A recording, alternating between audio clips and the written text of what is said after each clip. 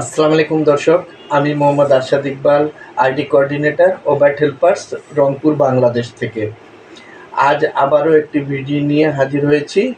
আজ আলোচনা করব ডেটা চালিত কৃষি কীভাবে কৃষিক্ষেত্রে পরিবর্তন আনতে পারে। চলুন তাহলে শুরু করা যাক। রণবীর চন্দ্র মাইক্রোসফটের পক্ষ থেকে ব্যাখ্যা করেছেন কিভাবে কৃষিতে ডেটা ব্যবহার করে বৈশ্বিক খাদ্য সমস্যার সমাধান করা যেতে পারে। খাদ্য সমস্যা 2050 সালের মধ্যে সবার জন্য খাদ্য যোগান দিতে হলে আমাদের 70% বেশি খাদ্য উৎপাদন করতে হবে, কিন্তু আমাদের জমির পরিমাণ খুবই সীমিত এবং পানিও কম। এতে বিশ্বকে থামানো খুবই কঠিন হয়ে পড়ছে।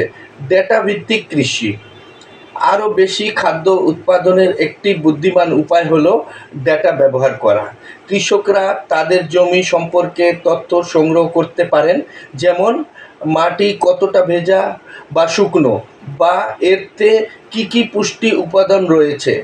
এতে তারা শুধু প্রয়োজনীয় জায়গাতেই পানি বা সার প্রয়োগ করতে পারেন।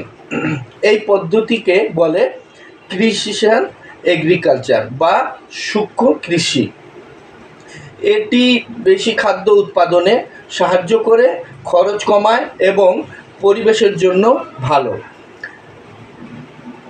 চ্যালেঞ্জ এবং ফার্মবিটসের সমাধান। উচ্চ খরচ, সূক্ষ্ম কৃষি যন্ত্রপাতি অনেক ব্যয়বহুল। ফার্মবিটস প্রকল্প এই খরচ $8,000 থেকে কমিয়ে মাত্র $80 করতে চায়।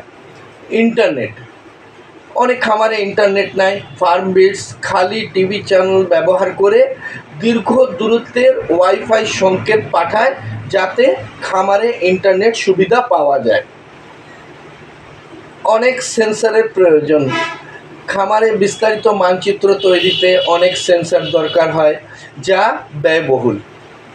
ফার্মবিটস ড্রোন বা বেলুনে মোবাইল ফোন বসিয়ে ছবি তোলে, এরপর এআই সেই ছবিগুলো সীমিত সেন্সর ডেটা মিলিয়ে পুরো জমির তথ্য অনুমান করে।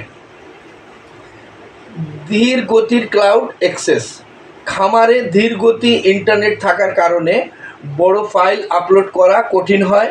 ফার্মবিটস লোকাল কম্পিউটারে ডেটা বিশ্লেষণ করে এবং শুধু ছোট ফাইল ক্লাউডে পাঠায়।